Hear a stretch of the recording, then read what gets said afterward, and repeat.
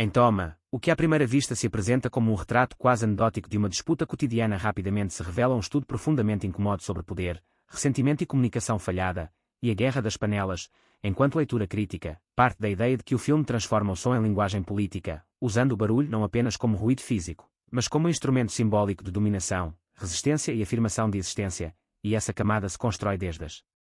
primeiras cenas, quando o ambiente doméstico é mostrado como espaço de controle, onde cada gesto, cada movimento e cada som carregam significados implícitos, e o filme deixa claro que não existe neutralidade naquele espaço, porque até o silêncio é interpretado como ameaça ou submissão, e essa percepção é essencial para compreender a escalada do conflito que se segue. O primeiro grande mérito de Toma está na forma como ele apresenta personagens que não se veem como vilões, mas como vítimas de um sistema de convivência que já falhou antes mesmo do início da narrativa, e isso é evidenciado nos pequenos diálogos, muitas vezes truncados, cheios de frases interrompidas e respostas evasivas, que revelam uma incapacidade quase estrutural de ouvir o outro. E aqui o filme se distancia de narrativas tradicionais de conflito, porque não oferece um ponto de vista privilegiado, obrigando o espectador a circular entre perspectivas contraditórias, e essa estratégia gera desconforto, pois impede a identificação plena com qualquer personagem, e como analista, considero essa uma escolha extremamente corajosa, porque ela exige um público disposto a aceitar a complexidade moral sem soluções fáceis.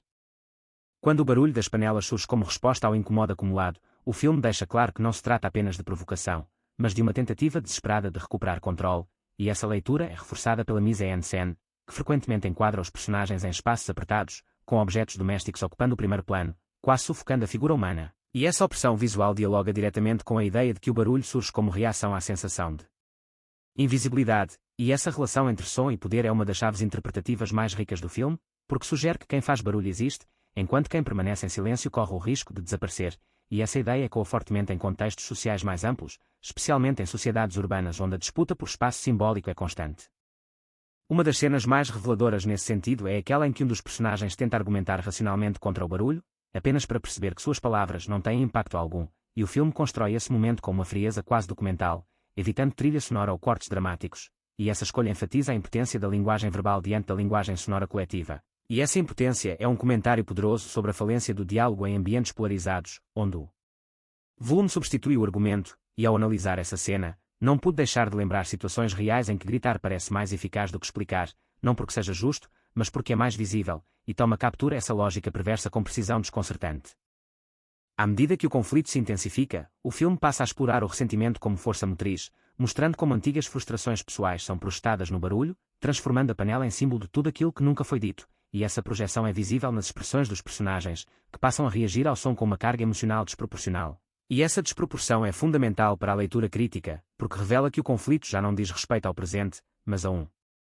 passado mal resolvido, e o filme acerta ao não explicitar esse passado em excesso, preferindo sugeri-lo por meio de olhares, pausas e pequenas explosões emocionais, e essa economia narrativa torna o ressentimento ainda mais palpável, porque o espectador é convidado a preencher as lacunas com suas próprias experiências. O aspecto coletivo da Guerra das Panelas é outro ponto central da análise, porque o filme mostra como o ressentimento individual se fortalece quando encontra eco no grupo, e essa dinâmica é apresentada de forma quase ritualística, com cenas em que o barulho se organiza, se repete, ganha ritmo, e essa musicalidade agressiva cria uma sensação de pertencimento que, paradoxalmente, alimenta a exclusão de quem não participa, e essa contradição é uma das ideias mais fortes do filme, pois mostra que a união se constrói a partir da criação de um inimigo comum, e essa lógica é tão antiga quanto eficaz, e Toma expõe sem precisar explicá-la, apenas mostrando seus efeitos corrosivos. Em termos de comparação, é interessante observar como Toma dialoga com outros filmes que abordam conflitos de vizinhança, mas se diferencia ao recusar o humor fácil ou a caricatura, optando por um tom seco, quase claustrofóbico, que transforma o espaço doméstico em campo de batalha psicológico, e essa escolha faz com que o filme funcione menos como entretenimento e mais como experiência, algo que se sente no corpo antes de ser racionalizado, e pessoalmente, essa abordagem me parece muito mais honesta, porque reconhece que conflitos reais raramente são engraçados ou edificantes, sendo antes exaustivos e desgastantes. O silêncio, novamente, desempenha um papel crucial, especialmente nos momentos em que o barulho cessa e os personagens são confrontados com as consequências de suas ações, e o filme trata esse silêncio como espaço de reflexão forçada, onde o ressentimento não desaparece, mas se reorganiza, e essa reorganização é visível na forma como os personagens passam a se observar, como se cada gesto do outro pudesse ser interpretado como ameaça iminente, e essa atmosfera de vigilância constante é um comentário claro sobre a erosão da confiança, um tema que atravessa todo o filme de forma subterrânea. O desfecho de A Guerra das Panelas mantém essa coerência temática ao evitar uma resolução conciliatória tradicional, sugerindo que o ressentimento não se dissolve facilmente, apenas se transforma, e essa transformação deixa marcas visíveis nos personagens, mesmo quando o barulho já não domina a cena. E essa escolha narrativa reforça a ideia de que conflitos baseados em ressentimento raramente têm um fim claro, e que a verdadeira batalha acontece no interior de cada indivíduo, algo que o filme sugere com delicadeza e crueldade ao mesmo tempo. Ao final, Thomas revela um filme profundamente político, não no sentido partidário, mas no sentido mais íntimo da palavra, ao mostrar como o poder se exerce nos pequenos gestos, nos sons aparentemente banais e nas reações emocionais que eles provocam, e A Guerra das Panelas, enquanto análise crítica, aponta para uma obra que entende o conflito como sintoma, não como exceção, e que convida o espectador a refletir sobre o próprio papel nesse tipo de dinâmica, e essa capacidade de provocar